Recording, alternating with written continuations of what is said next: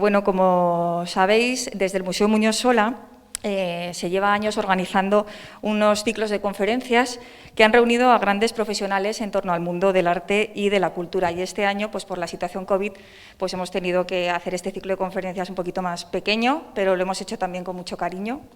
Y a pesar de ello, como decimos, hemos querido mantener viva esta cita, ofreciendo dos actividades en torno a la figura de Beethoven, que, como sabéis, este año se celebra el 250 aniversario de su nacimiento.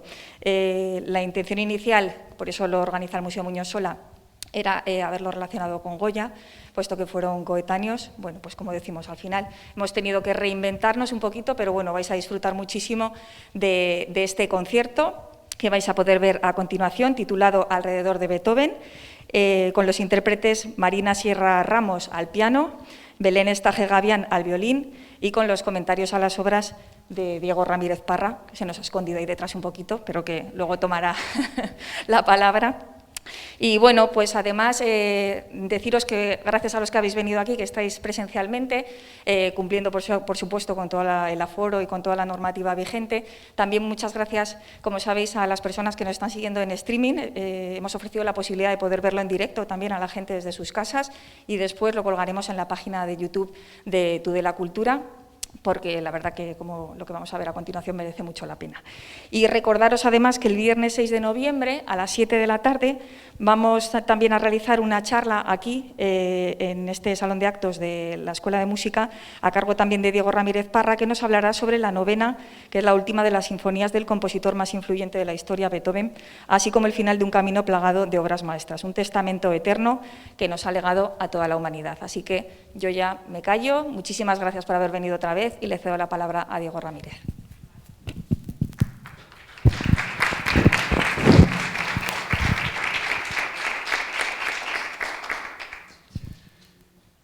Muchísimas gracias, Merche. Muchísimas gracias a todo el área de cultura, a Maya y también al Muñoz Sola, a Izaskun, por hacer posible en estos tiempos tan sumamente complicados este tipo de eventos que espero que nos gratifiquen a todos los que estamos aquí.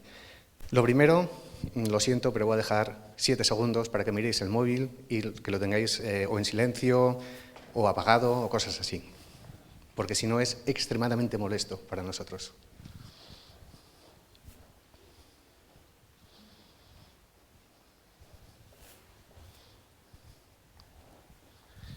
Vamos a intentar crear una especie de vacío móvil durante 1 horita, no va a durar más, esperemos que no dure más esto, y podamos hacerlo un poco fluido. Bueno, las ventanas están abiertas, las puertas están abiertas, supongo que molesta un poquito, hace un poco de frío, pero tiene que ser así por la seguridad de todos nosotros.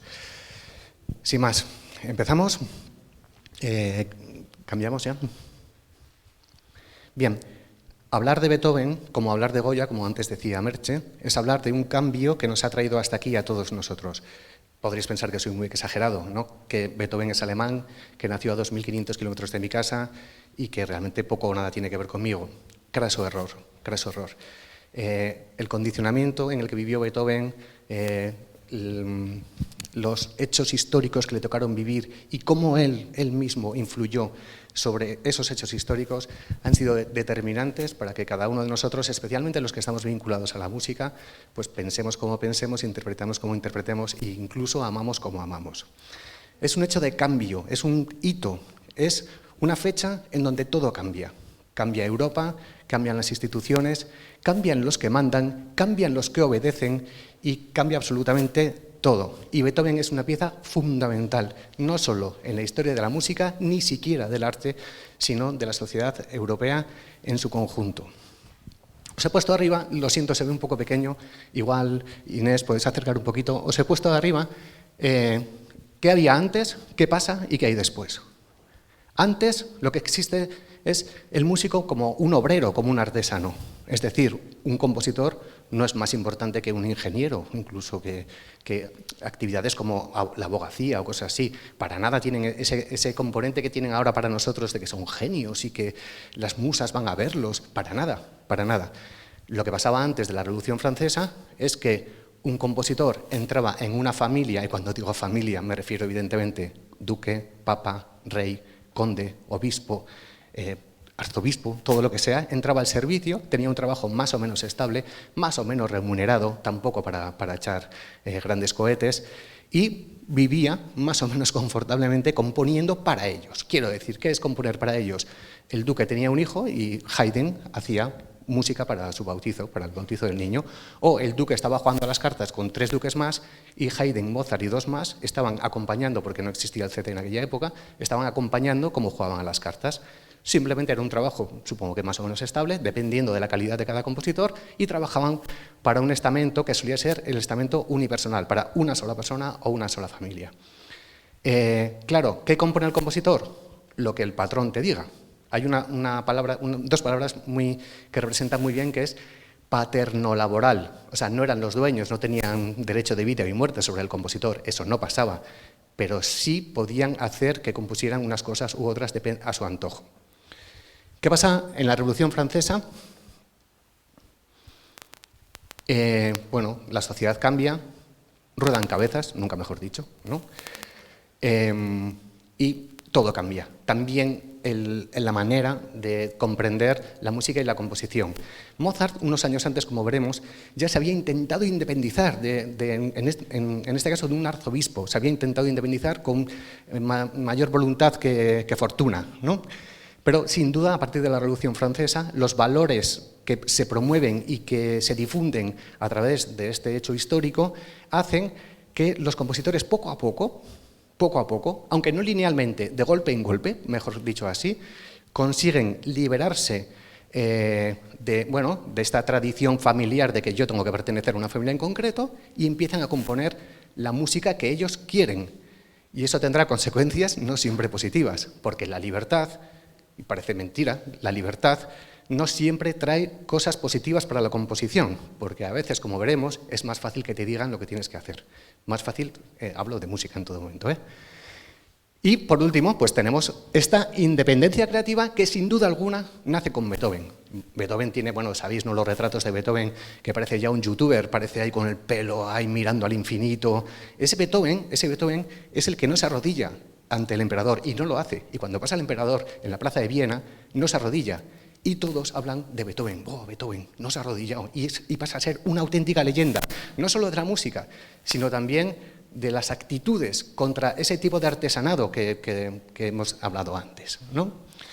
¿Quién representa cada cosa? Pues, bueno, sin duda alguna, si bajamos un poquito, Inés, Juan Sebastián Bach, sin duda alguna, representa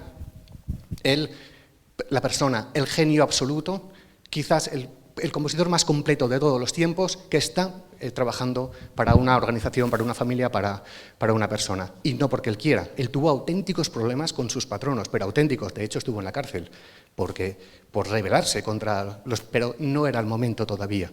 Y Bach tuvo que sufrir en sus propias carnes que le dijeran todo lo que tenía que hacer en cada momento, todo lo que tenía que componer en cada momento. Quiero decir, si trabajaba para una iglesia, la música de Bach es religiosa. Si trabajo para un archiduque, mi música es profana. Entonces, sabemos perfectamente, si escucho un concierto para violín, yo sé perfectamente que no está trabajando para la iglesia, está trabajando para una entidad profana, ¿no?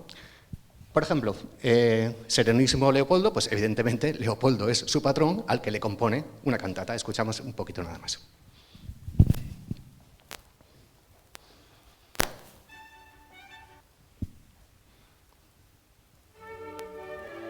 Un poquito más fuerte, igual. Vale, guay.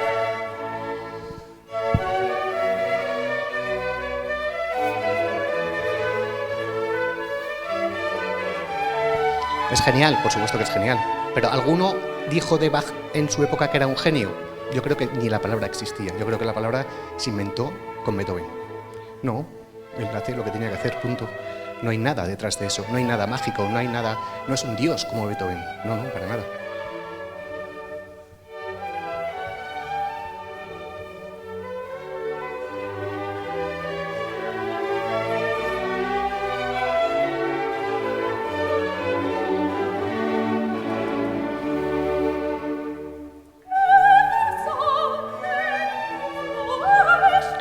Vale, y con Bach se acaba el grandísimo compositor que está al servicio constante de una familia o de un patrón en concreto y que hace de mecenas y que patrocina con un sueldo estable las composiciones. ¿Qué pasa con Mozart? Mozart se va a la aventura.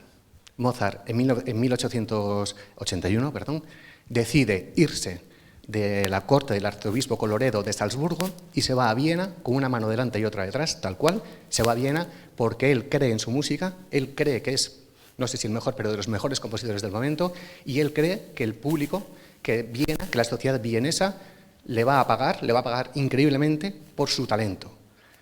No fue así, lamentablemente.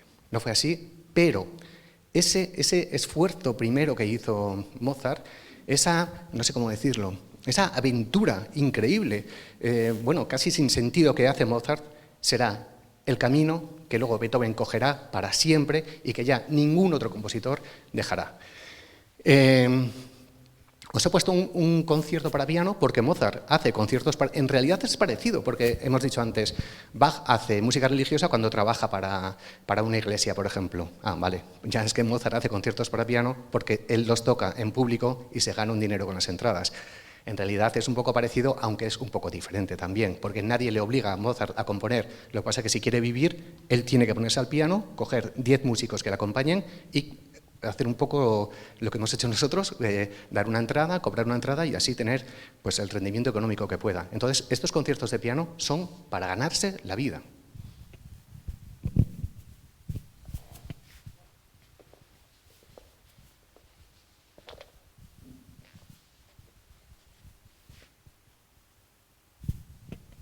Le cuesta un poco, ¿eh? Si esperamos, yo creo.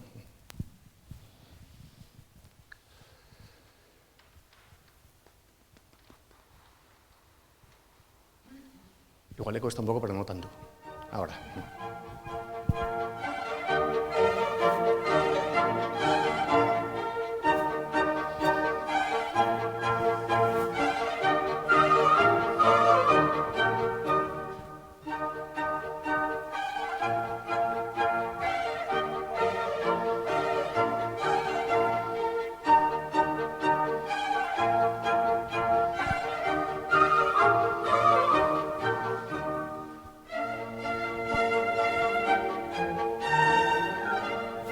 Bueno, la música con todos los convencionalismos de la música clásica, etcétera, etcétera.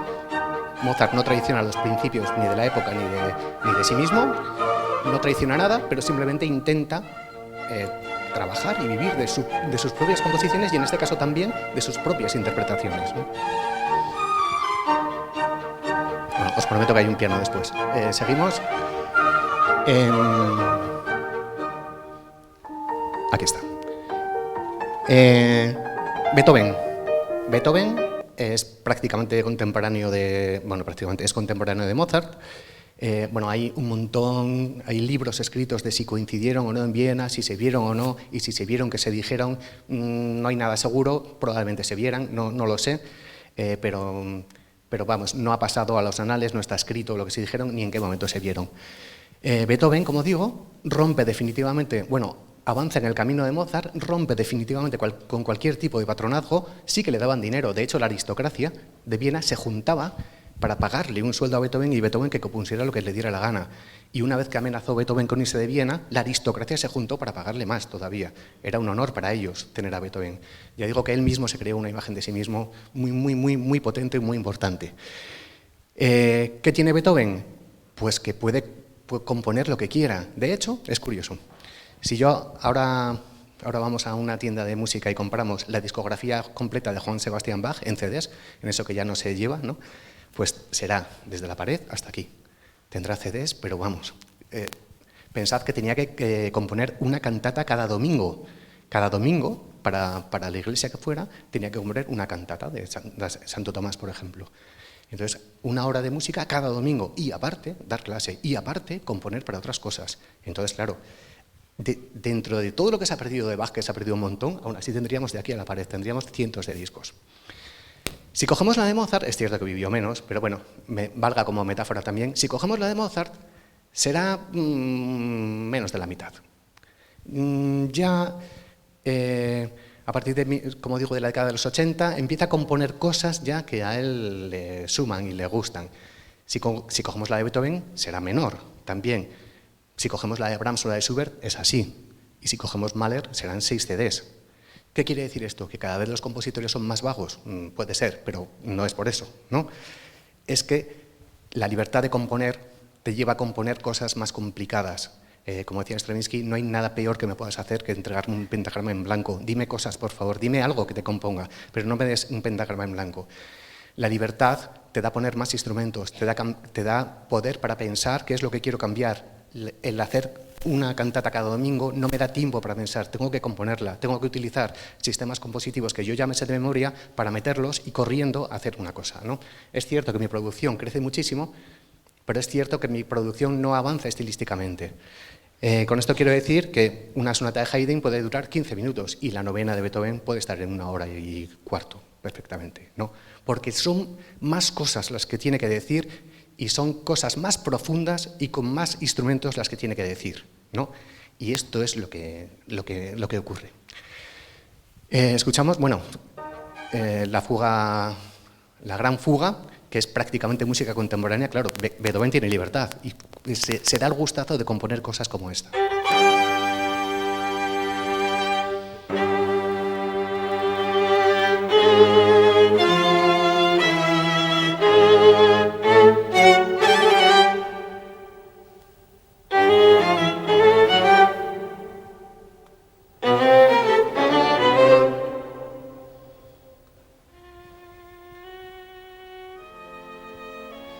Bueno, de esta Stravinsky dijo que era en el siglo XIX era música contemporánea, en el XX también, en el XXI lo será, y pase lo que pase, siempre será música contemporánea, siempre. Que este no es mi Beethoven, que nos lo han cambiado, que va, que va. Este es Beethoven, este.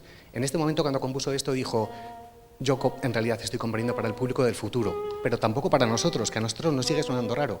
Igual es para los nietos de nuestros nietos. Puede ser, no lo sé. Vale, seguimos en las diapositivas, por favor. Claro, ¿qué consecuencias tiene que Beethoven haya huido del patronazgo y se enfrente a la capacidad de creación por él mismo, lo que él quiera? Pues tiene claramente dos. Una es, claro, la necesidad de un público. Y bueno, la segunda va un poco unida.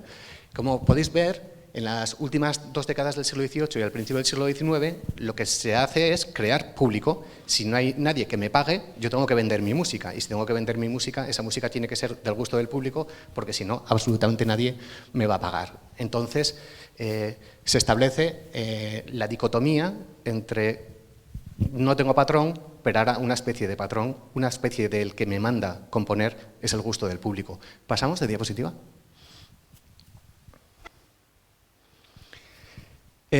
Claro, se establece, si yo soy libre para componer, puedo componer la gran fuga, pero la gran fuga nadie me la va a comprar. Hay 2 momentos en los que yo puedo ganar dinero, o bien voy a un editor y que me la venda, a los aficionados si la pueden tocar, o bien doy conciertos directamente, es decir, exactamente lo mismo que ahora, exactamente lo mismo.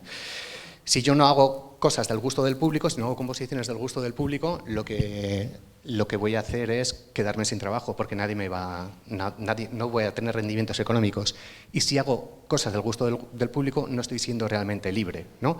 Con lo cual, se abre un camino doble, del cual ya no volveremos, que por un lado está la música, a partir del siglo XIX, la música superculta, la música marciana, esa que nadie entiende, esa que suena mal. De hecho, algún día nos juntaremos todos los que estamos aquí y haremos una conferencia que se titule ¿Por qué la música contemporánea suena mal? ¿Por qué? ¿No? Ya hay un camino de música culta que solo entienden los músicos, que solo entienden los compositores, que solo entienden los catedráticos, que solo entienden los catedráticos de París, ya solo entiende eso, y luego está el gran público. Esto fue un auténtico problema en el siglo XIX, porque el gran público, el público ignoto, estaba huérfano, estaba más o menos huérfano. Porque claro, Brahms se puede escuchar, es muy bonito, pero ya es más complicado. Debussy es más que Brahms, Ravel ya tiene sus dificultades, etcétera, etcétera, etcétera. Tuvo que aparecer la música popular en el periodo de entreguerras, con el blues, con el jazz, con el rhythm and blues, y hasta tener pues, lo que tenemos ahora, que es Joaquín Sabina, Alejandro Sanz y yo qué sé, o cualquier grupo de estos, que da respuesta a las necesidades del público, mientras la música culta va a su rollo. La música culta va haciendo pues, cosas contemporáneas que, insisto, y en tono irónico, por supuesto, suenan mal, ¿no? En tono irónico. Entonces, esta dicotomía se abre ya, desde Beethoven. Esa gran fuga no la entendió nadie. De hecho, era el último movimiento de un cuarteto y se le hicieron quitar, porque nadie entendía eso, ¿no? Es cuando dijo que él componía para el futuro. Entonces, vale, libertad, sí, libertad, pero se establece por un lado, o bien compones del gusto del público y no eres libre, o eres libre y tienes un problema. Ahora, mucha de la música contemporánea se subvenciona con erario público, ¿no? Con el ministerio de no sé qué, que le da un dinero a no sé quién para que haga. Pero realmente, si tienen que vivir de su música, tendrían auténticos problemas, porque los conciertos estarían relativamente vacíos, ¿no? La primera obra, pasamos, por favor. La primera obra que vamos a escuchar es la sonata para violín número 21 en mi menor, compuesta en 1778. Todavía en un periodo de cierta restricción laboral, por decirlo así, ¿no?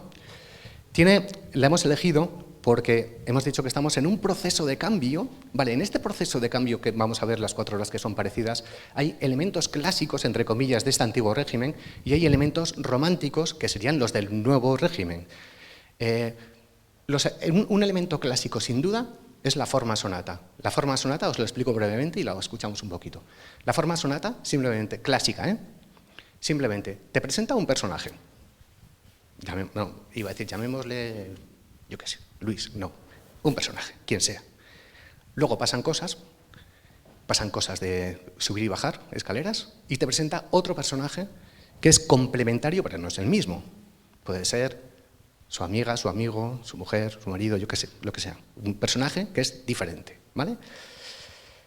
Una vez presentados los dos personajes, en una cosa que nosotros llamamos desarrollo, esos dos personajes los mezcla y es más, les presenta a otros personajes que hay por ahí. Se produce la catarsis y por fin, en una cosa que se llama reexposición, esos dos personajes son casi el mismo. Esto es lo que pasa en todos los primeros movimientos de la forma sonata. Y esto es clásico, esto todavía no ha venido la Revolución Francesa para cambiar estas cosas. Vamos a escuchar el primer personaje luego vamos a escuchar en directo, es infinitamente mejor, de lo que vamos a escuchar, de lo que vamos a oír en estos momentos con Marina y con Belén. Presenta el primer personaje, que es este.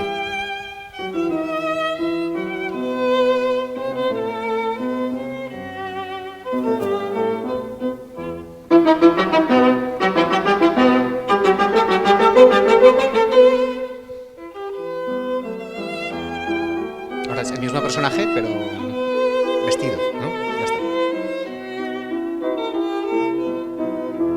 Presentado. Es lo primero que suena, ¿eh? Cuando aquí suban Belén y Marina y les aplaudamos, lo primero que va a sonar es ese, mi, sol, si, mi. Eso, va a sonar lo primero. Segundo personaje que nos presenta Mozart. Os lo presenta a vosotros. ¿Pasamos? Ese, el tema B. Bueno, es el segundo personaje. Escuchamos. Es muy diferente. Es muy diferente. Es mucho más lírico, incluso más bonito, si se me permite, ¿no? Es muy diferente. Complementa al primero.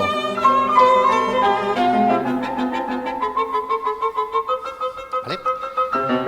A esto nosotros le llamamos exposición. Tiene sentido que se llame exposición. Porque, vale. Porque te ha presentado, expone los dos personajes. Vamos a una cosa que se llama desarrollo. Simplemente los junta y los lleva a la calle, y en la calle se ven también con el panadero y compran algo y todo eso pasa en algo que se llama desarrollo. Esto nos recuerda al primer personaje. Eso nos recuerda al segundo. Ahí los va juntando, los va presentando a más gente. Pues mira, que estamos en Tudela.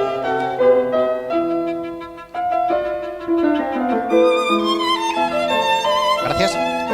Y luego, por fin, en una cosa que se llama reexposición, es decir, te vuelvo a traer a los dos personajes, pero te los vuelvo modificados, casi de una forma catártica. Y los dos son el mismo, pero diferentes. Y, de nuevo, juntos. Escuchamos.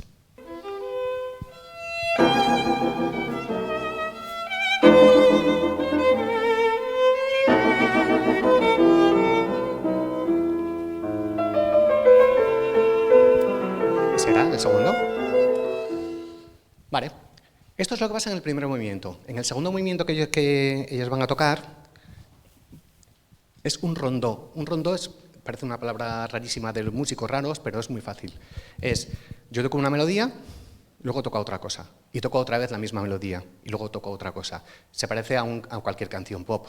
Es decir, yo tengo un estribillo y luego hay otra cosa, pero luego vuelvo al estribillo que cantamos todos, y luego otra cosa, y luego el estribillo otra vez que cantamos todos. Eso es forma rondó, se llama en música, y aquí lamentablemente tampoco hay ninguna innovación, y esto es absolutamente clásico. Escuchamos este maravilloso segundo movimiento que escucharemos con ellos también.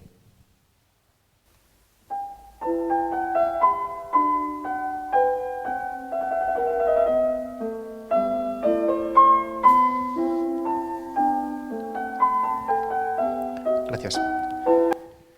Vale, pero tú me has dicho que aquí es una especie de mixtura de dos mundos, de uno antiguo y uno moderno. Me has dicho que en la forma sonata, de momento, no hay ninguna innovación, es clásica. ¿Cuáles son los elementos románticos, los nuevos, en esta obra que van a tocar?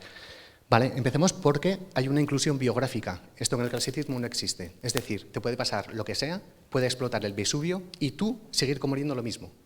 No hay interferencias entre tu vida y tu obra. Sin embargo, en Mozart aquí sí, porque en un viaje que tenía previsto Mozart con su madre a Múnich, a Mannheim y a París, que se fue con ella, lamentablemente su madre murió en París. Y esta sonata está... abre un poco, por favor. Y esta sonata está emparentada con la muerte de su madre. Y es innegable que hay lágrimas de Mozart en cada una de las notas. Innegable. Y esto no es clásico. Si hubiera sido clasicismo puro, podríamos haber dicho, pues mira, pues parado curiosamente, o mira, su madre enfermó, pero no se hubiera notado en la partitura. Pero cualquiera que escuche ese segundo movimiento, ahí ve las lágrimas de nuestro compositor, ¿no? Bueno, simplemente enfermó, murió, él mismo le tuvo que dar la noticia a Leopoldo, a su padre, y no fue evidentemente, una época agradable. Pero lo diferente es que eso se traspasa a la música. Otro de los elementos, pasamos, otro de los elementos románticos es la melodía por saltos. Cuanto más saltos tenga una melodía, más expresiva es. Y la expresión tiene que ver con el romanticismo, sin duda.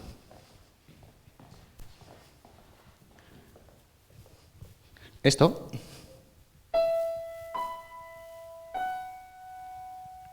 es casi como... Es casi como todo lo que tenga saltos, todo lo que tenga grandes saltos, tiene que ver con la expresión. Muchas veces con el dolor, con la tragedia, muchas veces. Esto no es clasicismo, esto es romanticismo. Pero 20 años antes, no os olvidéis que Mozart es un genio. Mozart es una especie de dios musical y Mozart se anticipa absolutamente a todo. Entonces, esta melodía por saltos nos dice que, bueno, igual romanticismo, prerromanticismo, estamos anunciando ya el romanticismo. Y por último, el desarrollo motívico. El desarrollo motívico no es patrimonio del romanticismo. Lo que es patrimonio del romanticismo es hacerlo en cada uno de los movimientos que vamos a ver, que son dos. Este motivo que he coloreado ahí, evidentemente pertenece a este acorde, a mi menor. El segundo motivo, que viene justamente después, es este acorde, que es la dominante. Es como uno lo asciendo, el otro lo desciendo. El tercer motivo, que aparece en nuestro segundo tema que antes hemos dicho, lo mismo, tiene este arpegio. Sí, pasan cosas por medio, pero esto está aquí. Y por último, incluso en el segundo movimiento, que es lo romántico, que es lo nuevo, de repente aparece otra vez el motivo. Aparece. Y une los dos. Y eso es nuevo. Y a eso se le llama romanticismo. Porque en el clasicismo, el primer movimiento lo puedo hacer en 1714 y el segundo en 1793 y no pasa nada. Y no son independientes, pero en el clasicismo no. De hecho, en Beethoven, cuando yo escucho esto,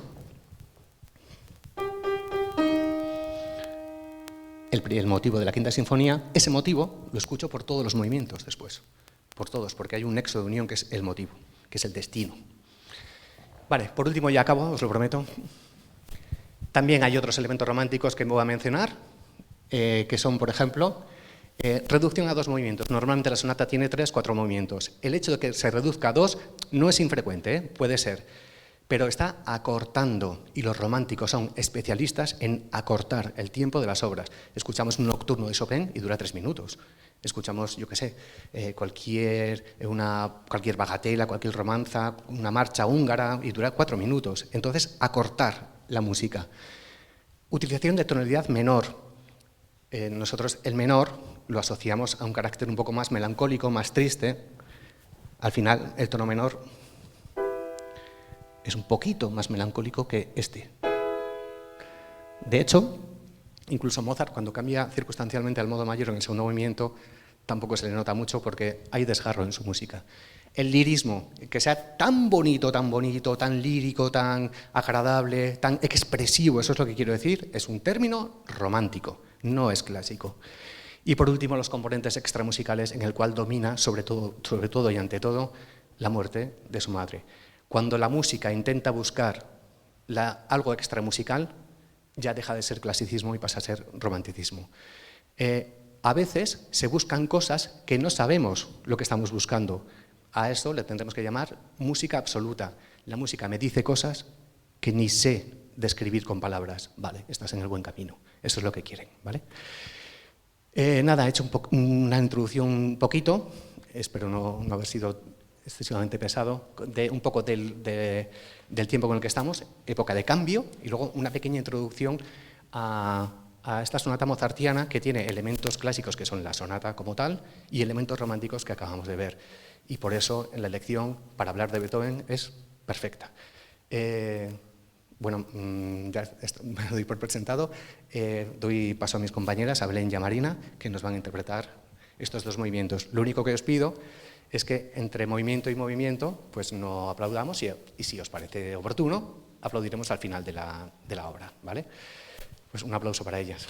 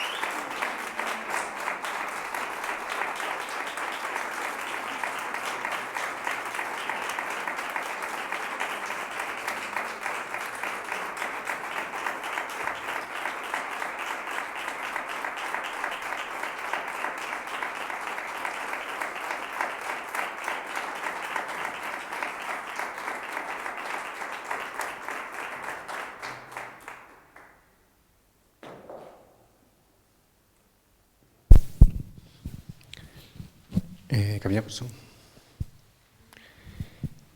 Vamos a escuchar el primer movimiento de la sonatina en re mayor de Schubert de 1816. Alrededor de Beethoven, hemos escuchado ahora por abajo, unos 15 años por debajo de Beethoven. Esto es más que de Beethoven, de 1803, que es una fecha clave cuando, entre comillas, comienza el romanticismo oficialmente. Ahora escuchamos unos 15 años por encima de esta fecha, a Schubert. Schubert tenía 19 años cuando compuso un ciclo que él llamó sonatas. Esta es la número 1 y es el primer movimiento. Él las llamó sonatas porque son sonatas y tendría los personajes, como he dicho antes, la exposición, el desarrollo, se juntan, se separan, etcétera, etcétera, lo mismo. Pero evidentemente también tiene elementos románticos. Realmente componer esto a los 19 años es una barbaridad que está a la altura de Mozart y pocos más, la verdad, ¿no? Se suele decir que Bach como que engendró a Haydn, Haydn a Mozart, Mozart a Beethoven, Beethoven a Schubert. Esto es una injusticia tremenda. Primero, no es verdad. Es un poco como esto de la evolución humana, que el Australopithecus engendró al Homo habilis y esta al Erectus y esta no sé qué, es que es falso también. Esto no es exactamente verdad y aparte es un poco injusto con Schubert, porque a Schubert, si lo pones al final de la fila, le estás dando una categoría absolutamente romántica que quizás no tiene. Tiene elementos románticos porque es romántico, por supuesto, pero también tiene alguno clásico, por ejemplo, formalmente. Esta sonata es una sonata como la de Mozart, igual. Lo que pasa es que también contiene algún elemento romántico que veremos. Schubert fue económicamente absolutamente miserable toda su vida. Toda su vida. Sí que trabajó con su padre, era más o menos lo que se podía entender como un maestro al servicio de una escuela más o menos privada que tenía su padre y realmente su vida fue miserable en este sentido, en un sentido casi etimológico de la palabra. Él es un grandísimo compositor que, por ejemplo, jamás escuchó ninguna sinfonía suya, ni ninguna misa, ni algo que tuviera más de 3 instrumentos jamás escuchó en su vida, ¿no? Los escucharía en su cabeza, porque en su cabeza lo tendría todo, pero nadie en su vida tocó nada de él a estas alturas orquestales y orquestalmente son absolutas obras maestras.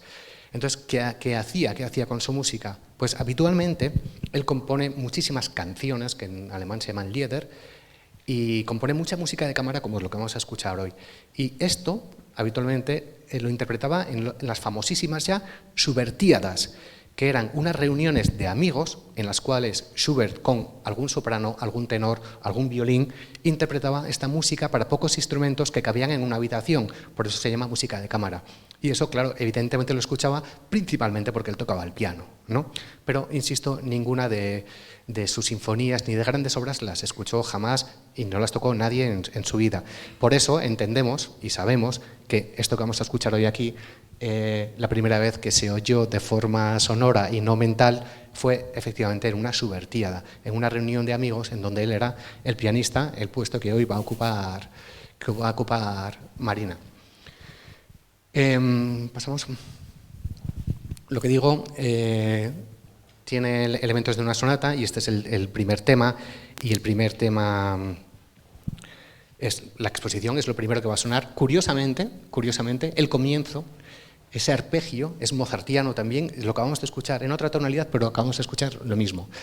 Lo curioso y lo característico de esta obra, sin duda, es que el tema aparecerá en tono mayor y en la reexposición habrá variado un poquito y lo tocará en tema menor. Vamos a escuchar nada más aparecer en la obra. O sea, lo primero que va a sonar es la exposición del tema.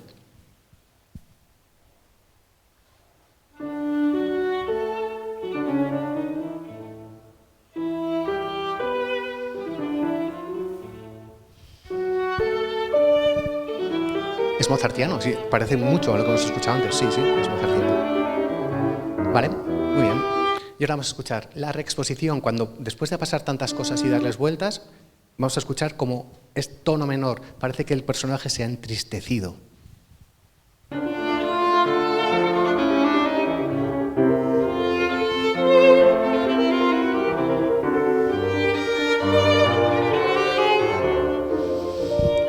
Romántico este tono menor.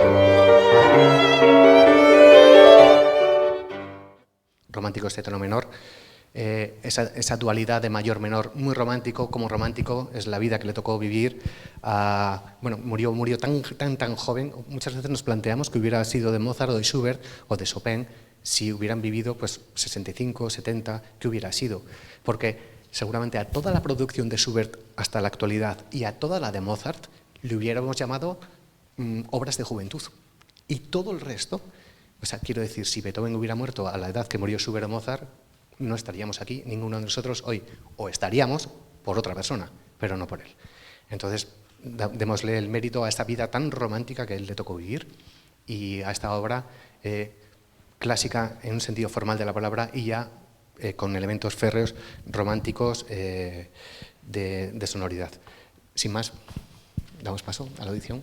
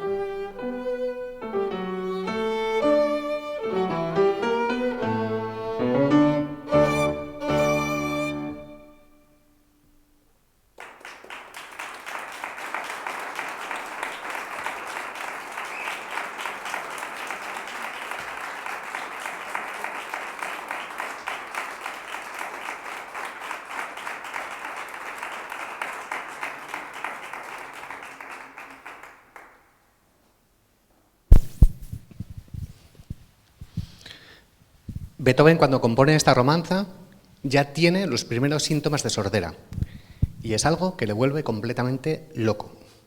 No es que la sordera le vuelva loco, es que le causa tantos problemas mentales que le durarán toda su vida.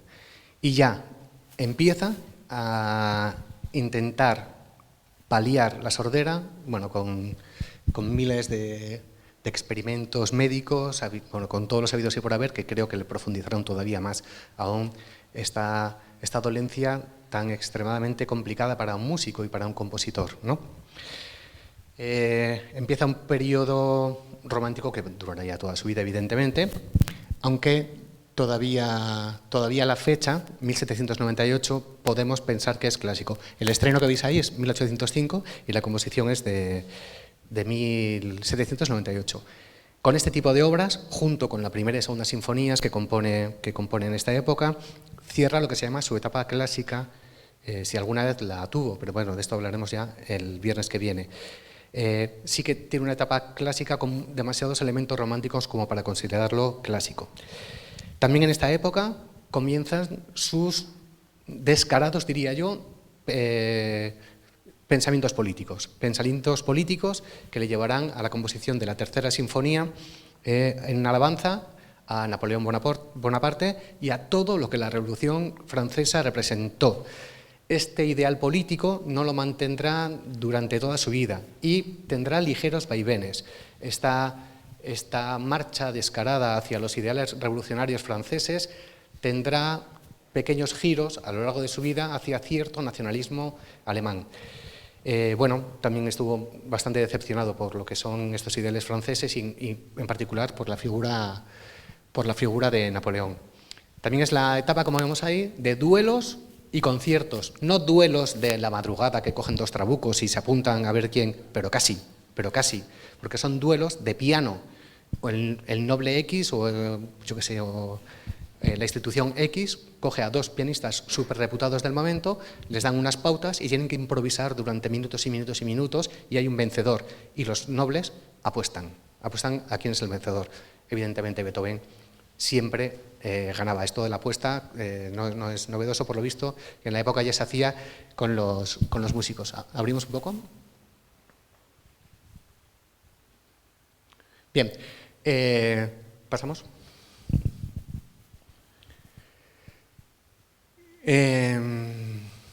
Sigue siendo un rondó, sigue siendo porque el segundo movimiento de Mozart que antes hemos escuchado también lo era. Y si os acordáis, era como una melodía, luego va a otros sitios, luego vuelve a esa misma melodía, luego va a otros sitios y luego vuelve a esa misma melodía. De hecho, alguno tendrá la misma sensación con las sonatas que hemos escuchado porque muy frecuentemente volvíamos a escuchar el tema principal. Bueno, sí, puede ser, pero esto es como que estribillo, estrofa, estribillo, estrofa, estribillo, estrofa. Y bueno, y el estribillo es el que estamos viendo ahora mismo.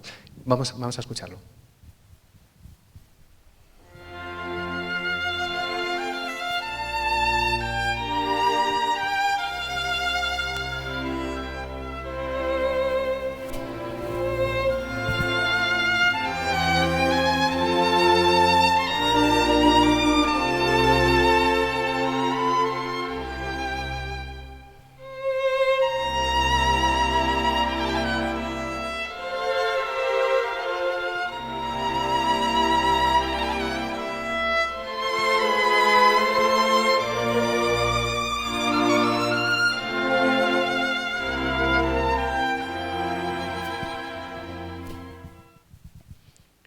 Y claro, dices, o sea, me estás diciendo que esto es clásico, que cierra su etapa clásica, esto es romántico. Bueno, sí, se puede pensar. Nada en Beethoven es completamente clásico, la forma es clásica, pero este lirismo nos hace pensar evidentemente que es romántico. Casi cada vez que decimos qué bonito, parece que es como romántico, ¿no? Es poco robótico, es como muy humano, como que nos quiere decir cosas, y es que realmente nos quiere decir cosas. A poco conocimiento musical que tengamos, o a muchísimo conocimiento musical, podría parecer que es un segundo movimiento de un concierto para violín y orquesta y violín y reducción de piano. Es que de facto lo es. Y de hecho, en esta época estaba o bien pensando o empezando a componer ya su único concierto para violín y orquesta que tiene. Y puede ser que de aquí cogiera ideas o puede ser que fuera como una tabla de experimentos para ver qué pasaba con estas sonoridades y después trasladarlas a su concierto de piano. Puede ser, pero de facto es prácticamente lo mismo que un segundo movimiento de un concierto para violín y orquesta. ¿Pasamos? Bien, elementos románticos de esta obra, pues varios. Primero, el término romanza. El término romanza nos lleva a un género medieval. El romanticismo es el primer estilo que se fundamenta en la Edad Media y no en Grecia o en Roma. Con lo cual, el propio nombre romanticismo también procede de romance.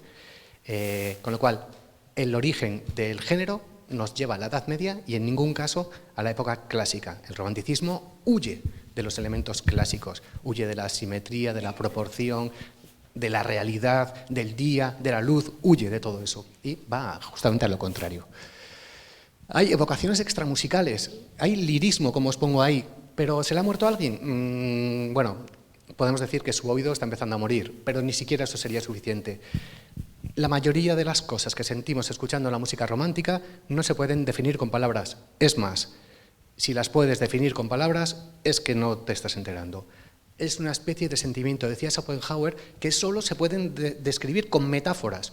Es como un paseo por las nubes. Pues puede ser.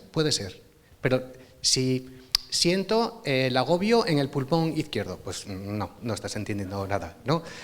Simplemente son evocaciones de esto que antes os he dicho de la música pura, música absoluta, que te transportan a otro mundo, como ahora nos van a transportar con total seguridad, ¿no? Ese lirismo, ¿no? esa música tan absolutamente bella, ¿no? Más cosas. Por ejemplo, los cromatismos son patrimonio del romanticismo también. ¿Veis ahí? Bueno, para los que sabemos un poquito de música, sol, fa sostenido, sol sostenido, la, esos recorridos que hace por las teclas blancas y negras del piano, no solo por las blancas, eso es cromatismo y es patrimonio exclusivo de estilos como el romanticismo. El virtuosismo nace también en el siglo XIX. Hombre, violinistas nosotros tenemos, por ejemplo, Sarasate, ¿no? El virtuoso por excelencia, Paganini, por ejemplo, ¿no? Ya, entonces los compositores están empezando a pensar en explotar el violín en este caso o el piano en toda su extensión. No es lo mismo tocar Mozart el piano, digo, no dificultad, digo en cuanto a extensión sonora, que tocar Chopin, que tienes que extender los dos brazos para tocar esa tesitura, ¿no? Y como hemos dicho antes de los saltos en Mozart, fijaos aquí, aunque no sepamos música, esa diferencia de signos tiene que ser mucho, y es mucho.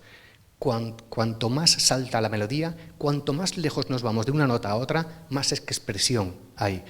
El romanticismo siempre en búsqueda de la expresión y el clasicismo en busca de la perfección formal. Acabo con esto. Existe el ser humano y existe la música. Lo que hace el clasicismo, lo que hace Mozart, lo que hace Haydn, lo que hace Clementi, lo que hace Gluck, es coger la música y te la enseña. Punto. ¿Qué hace Beethoven? ¿Qué hacen los románticos? Coge la música, se la traga, la procesa, le da vueltas a la cabeza, al corazón, al estómago, a los pies y luego la deja, la vomita después. Esa música es lo que había arriba, las notas, lo que sea, pero con gran parte de él. Beethoven, escuchamos algo de Beethoven, aunque no sepamos de quién es, decimos, ahí va, Beethoven, ahí va, Chopin. Sí, porque la han procesado bajo su propia personalidad, y es mucha, ¿eh? Sin embargo, escuchamos algo clásico, Mozart, Haydn, pueden ser los dos, una sinfonía, pueden ser los dos, bueno, no sé, o el primer Beethoven, tengo dudas, porque el estilo es el mismo. No se han comido la música. Por cierto, comer la música y luego echarla, despojarla, les trae grandes amarguras, grandes. De hecho, pocas personas en este mundo habrán sido más infelices que Beethoven, ¿no? Escuchamos esta maravilla, esta obra maestra, de la última parte del clasicismo, pero que vemos que de clásico ya le queda poquísimo.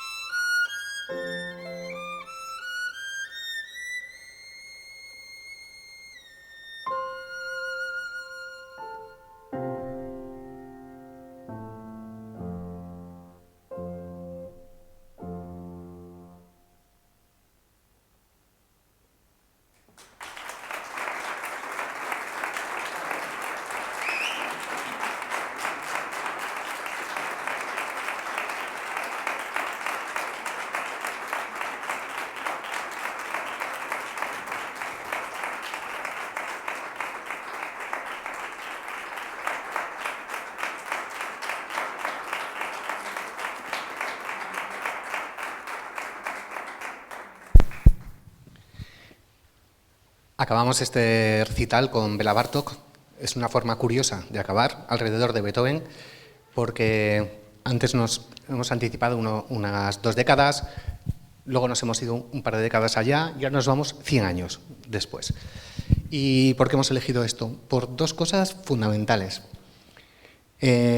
Porque Bela Bartók es el clarísimo exponente de la recopilación del folclore, que es lo mismo que la subjetividad social. Quiero decir, yo soy yo y los que son como yo, o los que viven donde vivo yo, hacemos la misma música, ¿no?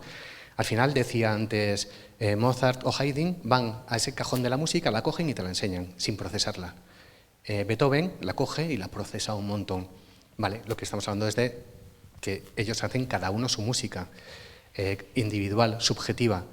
Cuando esto pasa en una comunidad, nosotros le llamamos folclore, que es ni más ni menos que santificar la música tradicional de nuestra tierra, de cada uno la suya. Eso es lo que hacemos, folclore. Y lo que hace el romanticismo es coger el folclore, porque yo y los que somos como yo tenemos la mejor música, la cogen y la incluyen dentro de la música culta. Ejemplos hay un millón. En España tenemos muchísimos, por supuesto con guitarra y con otros instrumentos más tradicionales, castañuelas, pandereta, que se incluyen dentro de la música culta, ¿no? Muchísimos. Cualquier instrumento tradicional que penséis se ha introducido en la música culta o clásica en el siglo XIX. Eso siempre. Vale, pues hemos elegido Bela Bartók como muy al final, pero como representante de este folclore, de esta santificación del folclore que nace en el siglo XIX, con los regionalismos y con los nacionalismos. Al final, un nacionalismo es glorificar todos los que son como yo y la música que hacen todos los que son como yo. Eso es lo que hacen, ¿no? Que los nacionalismos en música, por supuesto, también existen, ¿no? Y luego, aunque aquí no lo vamos a ver porque no queríamos, luego pues con Beethoven, como he dicho antes, comienza paulatinamente el deterioro del lenguaje musical que todos tenemos en la cabeza y poco a poco nos vamos acercando a un lenguaje musical un poquito más difícil, con más disonancias, con timbres un poco más diferentes. Entonces hemos considerado que Bela Bartók, con razón, se daban las 2 circunstancias. Un lenguaje musical cada vez más complicado, cada vez más difícil de oír y sobre todo y ante todo como he dicho antes, pues la glorificación del folclore. En este caso son 6 danzas rumanas, aunque él no es rumano, da igual. Coge tanto de su país como de los países de su entorno, ¿vale? De la Europa del Este. Hay 4 danzas que van a ser interpretadas por violín y piano y 2 de ellas por piano solo. Realmente, para piano solo, originalmente está escrito. Lo que pasa es que lo más versionado que hay sobre estas 6 danzas es para violín y piano. Entonces vamos a conjugar un poco de las 2 cosas. Os ruego, si os parece oportuno, pues no aplaudir hasta que no acabe la sexta y bueno, y luego seguimos, ¿vale?